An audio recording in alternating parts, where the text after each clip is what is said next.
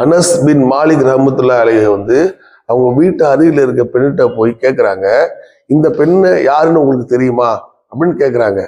எனக்கு தெரியுமே என்று அந்த பெண் சொல்றாங்க.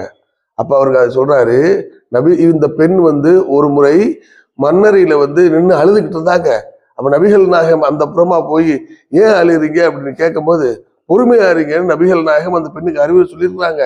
அறிவுரை சொன்னப்ப உங்களுக்கும் உங்க வீட்டாருக்கும் இப்படி இருந்திருந்தா நீங்க இப்படி சொல்லுவீங்களா அப்படின்னு கேட்டிருக்காங்க அந்த பெண்.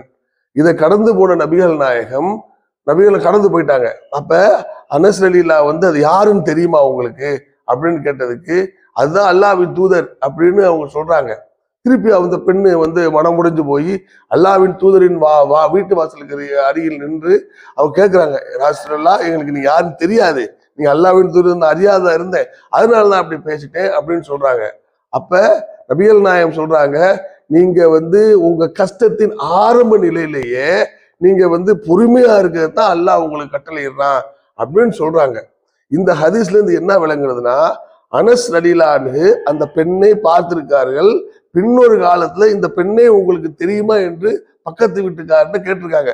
நபிகள் நாயகம் வீட்டுல போய் அந்த பெண்ணை நபிகள் நாயகம் அடையாளம் கண்டுதான் இதை சொல்லியிருக்காங்க, இந்த அறிவுரை சொல்லியிருக்காங்க.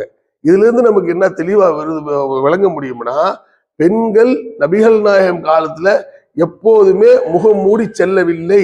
முகம் மூடுவது இஸ்லாமிய பார்வையிலே மாபெரும் தவறு என்று நமக்கு விளங்கிக் கொள்ள முடியுமுங்க.